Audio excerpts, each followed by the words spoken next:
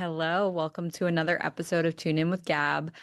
I'm excited to do something a little different today. I'm doing live channeling and I did a ask questions Q&A on Instagram and got a handful of questions that I'm gonna live channel and answer them and pull cards.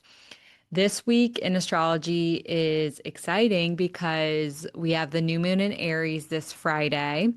Mercury moves into Aries as well on April 13th, or it already has by the time this episode comes out. And we're entering a very fast moving form of energy. Things are going to feel impulsive or they're going to feel like you want to slow down. It's a great week for grounding and self reflecting, using extra caution because the new moon in Aries, Mercury in Aries meet up with Neptune in Aries, Saturn in Aries, Mars in Aries, Chiron in Aries. So it's wild in the sky because this is very rare. And I highly recommend you look at your own birth chart to check where this is happening in your own birth chart so you know what themes are happening and what's going to be coming up for you at this time because very rarely are the planets this concentrated. And then later this month, Uranus moves into Gemini, and that adds a whole nother flair. I wrote a post on this in on my Substack, so if you want to check it out and read more in depth about the astrological transits this month, there's a lot going on, and it's a big month. I think April always carries shifts, but this is extra potent. So with that being said, I'll get into starting with the questions that came through because these are some great ones and it's always fun to share. It's a little bit of what would happen if we did a reading together, what goes on in my readings, how I channel. So I haven't thought about the answers beforehand. I'm just digging right in. So we'll start with the first question. And it says, what is this chapter of life moving through grief, business evolution, etc., opening up for me? Love this question. So, this person is looking for clarity. I'm going to shuffle my deck and pull three cards for each person. Oh, that one came out the deck. There's one, there's two, there's three. Okay, so I'm going to share the cards that came through. So the first one was action. And if you're watching on video, you can see it close up. This card, and I'm also using the Queen of the Moon Oracle deck by Stacey DeMarco. I love this deck. It's my go-to right now. So the first card is action. And I always, when I pull a card, pay attention to the symbolism. There's a lot of purple and it's literally a dancer like springing into action. And it's an almost full moon, a waxing gibbous. The second card I pulled is blossoming, and it's a flower moon. So this is a full moon card. Also love that it's the number 33. It's a woman with a violin or a cello and some flowers on her dress. And I love this card. It's one of my favorites. It reminds me of spring.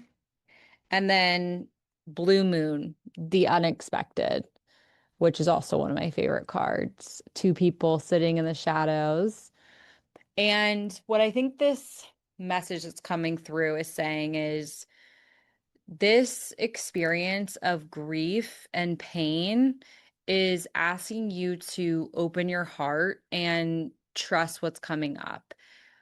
Grief can be one of our most expansive heart openers that can allow us to receive.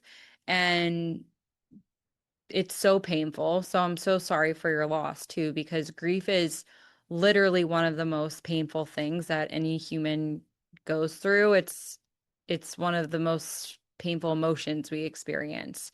And I truly believe that when we go through grief in our life, there's also on the other side an equal experience with a high level of joy that's looking to come through the grief, but it might not be right now.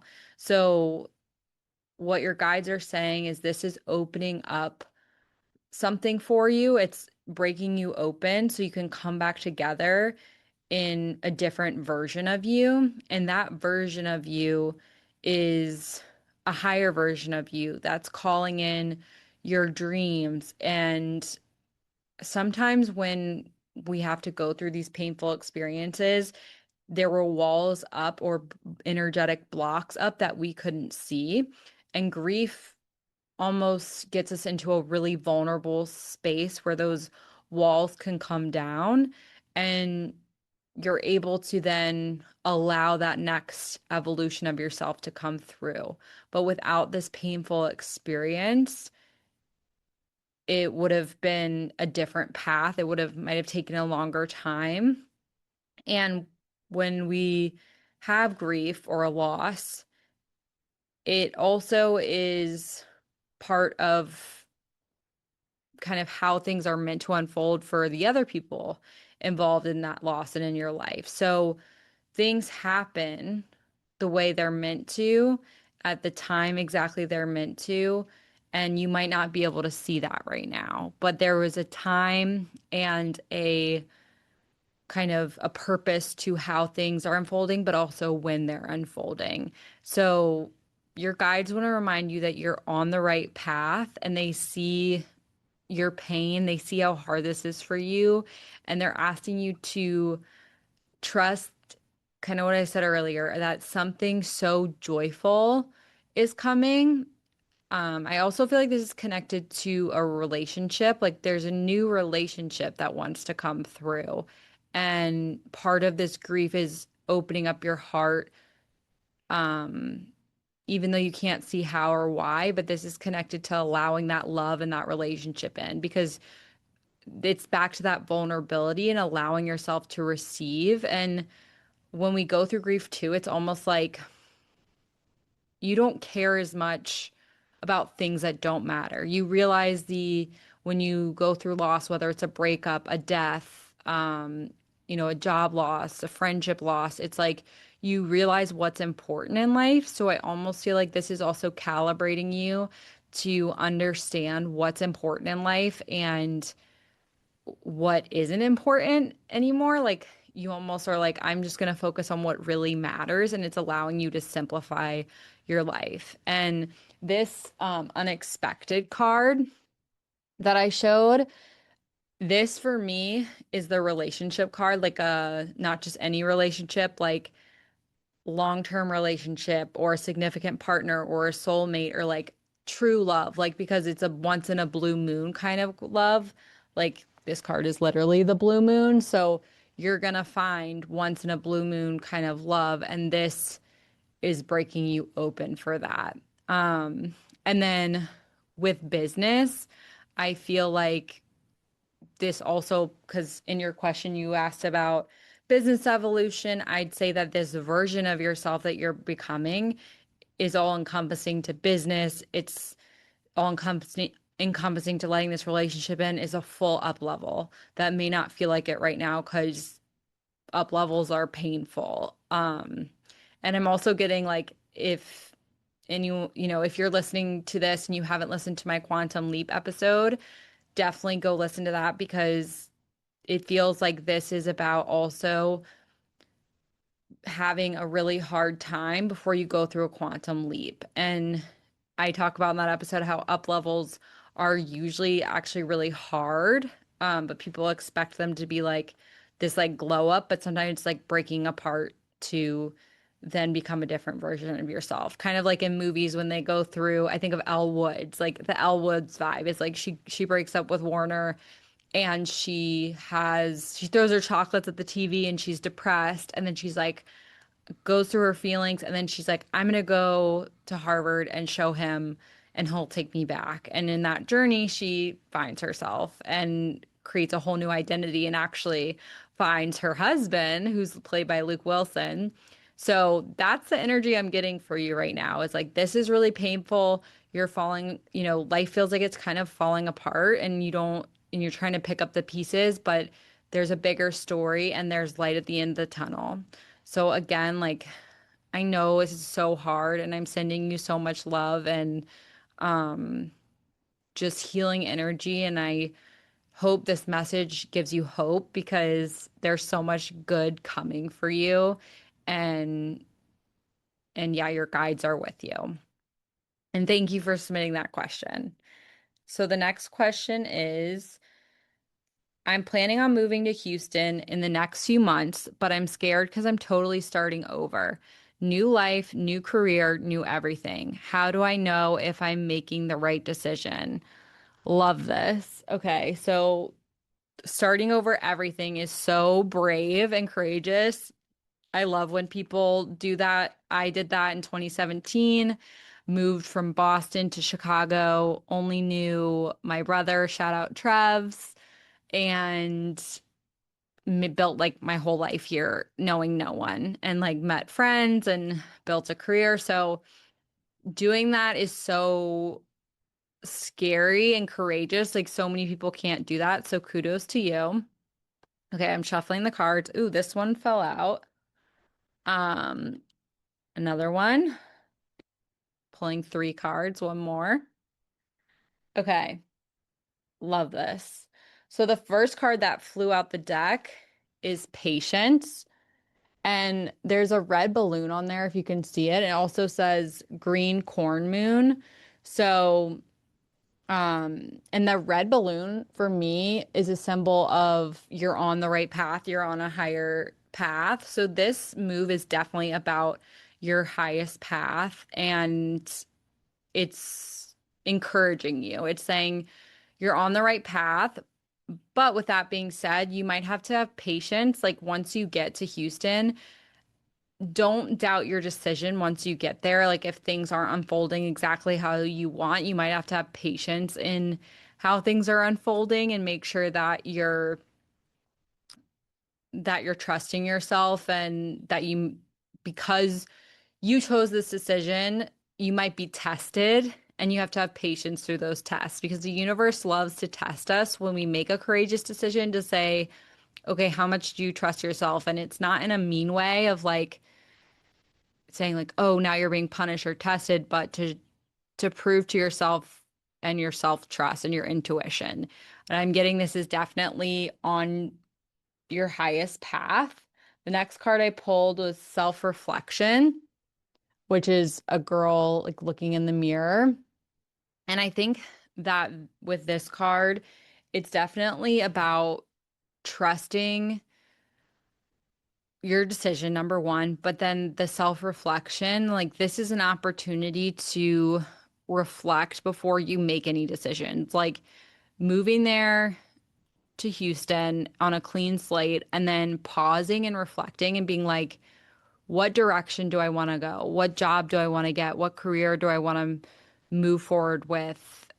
What people do I want to surround myself with? Where do I want to live? Like, really reflect and be intentional about the decisions you make instead of jumping into those decisions because that's going to really help you settle in and really make choices that are aligned with your highest path and that feel good to you instead of like on an impulse or anything like that. So I think grounding, walking, exercising, journaling, anything that encourages self-reflection will be really good for you. Okay, the last card I pulled, New Moon Beginnings. And I love this card. It's literally a doorway. Well, first, it's the new moon on Friday. So this definitely aligns with the theme of what's coming up for you, new moon in Aries. And you're just making this decision right around this time. So it's definitely a new beginning, but like it's just like a green field. And I feel like this is a fresh start for you wherever you've been. Your soul's calling in a fresh start, but not just like in this move, but also an identity shift and like a fresh start of new friends, new relationships, just new everything. I feel like this is like also an up level for you and a new identity coming in. And I feel like this location is really aligned culturally with your soul. Like Houston is going to be like going to feel really good to live there and you'll feel very connected to it. So I'm feeling very excited for you. I think even if you have obstacles or hard times or challenges, just reminding you not to question your decision because it feels like this was definitely, it's definitely in the stars for you. It's definitely aligned and you're going in with the right intentions and you've been through a lot of hard times trying to find your place that you live like that feels like homey or that you can live in. And I feel like this is your place. Like you're going to really make it your own and your people are going to be here and you're going to feel really, really good. So, yeah, I'm wishing you good luck in your move to Houston. That sounds so exciting. And thank you for your question. Okay, next question. How can I best prepare myself mentally with the universe to take the bar exam in July and pass? Love this question as well. Some really good questions. So, shuffling the deck. Okay. So, the first card I pulled is Trust, and it's the Egg Moon. I love this card. It's ducks, lots of ducks, and a nest.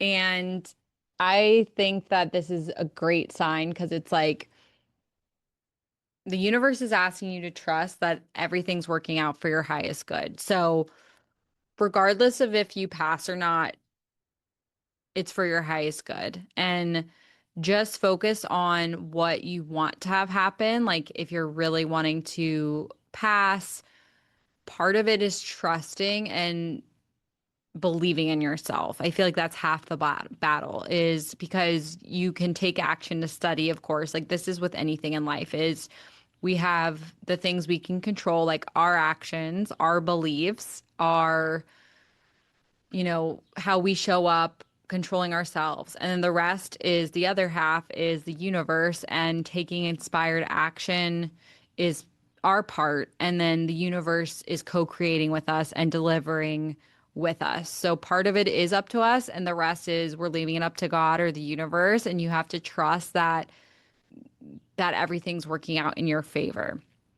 With that being said, in terms of your own actions, the next card I pulled is Balance. It's a waxing gibbous 3. That's what it says, like that phase of the moon.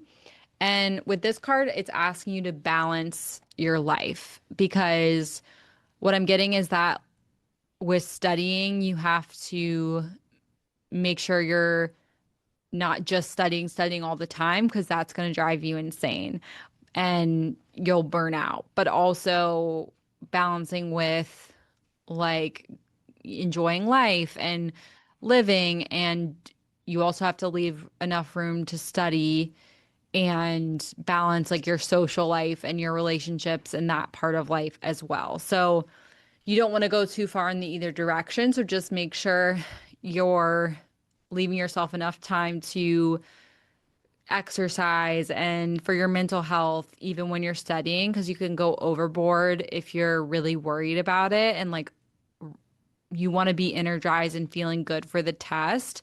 So that's where that trust comes in is okay, I'm going to have boundaries of like, I'm going to study for 40 hours a week and then like almost treating it like a full-time job. And then the rest, I'm gonna, still see my friends, still go out and enjoy life. But when I'm studying and I'm in a good mindset. I'm not like hungover or tired. I'm feeling really good and prepared for that.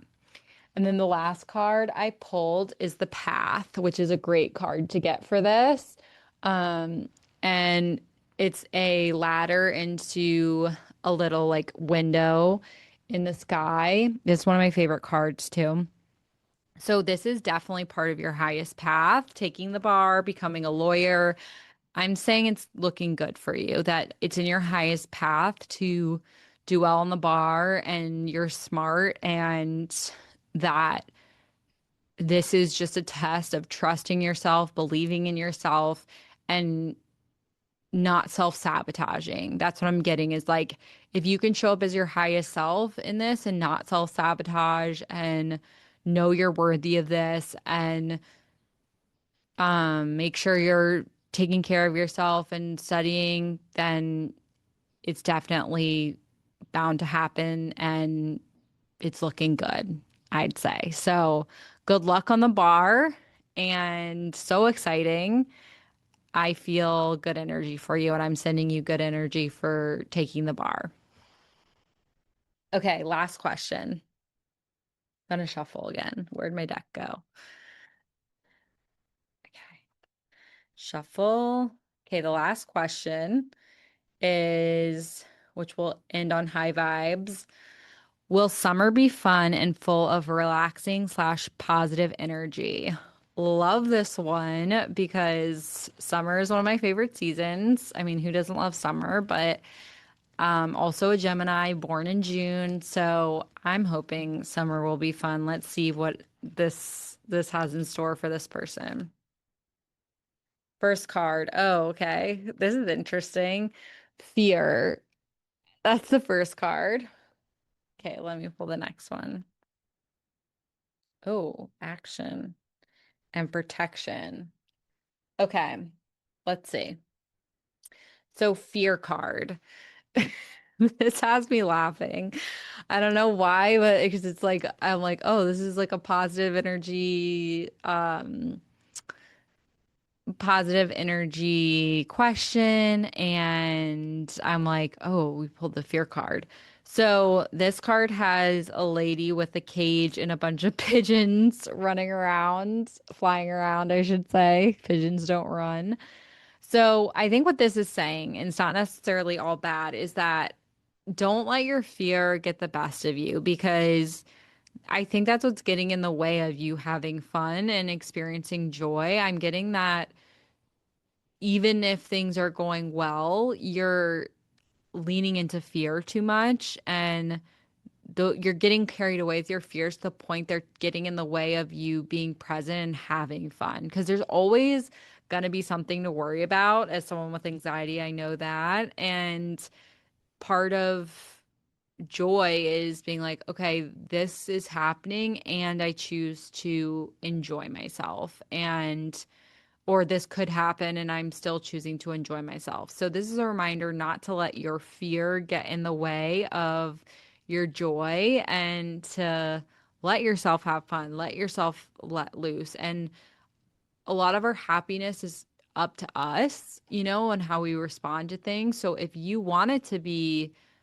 positive and joyful, that's part of your power as a human is that you get to choose, okay, I'm going to lean into the joy and the positivity and have fun because that's my choice. And even if there's things that you fear or worried about, you can choose to not focus on that and let go of it. Okay, next card, action. Which is fun because I pulled this one for the first question as well. I'm getting for this. So I think kind of the same message as I said in the first is like opening. I just get this like heart opening, taking action to open your heart and receive that joy, like almost also taking action to make joy happen in your life and to make things positive. Again, like this is about your power. This is about creating that in your life because we all have that opportunity. It's like asking yourself, how can I make this summer really positive and fun?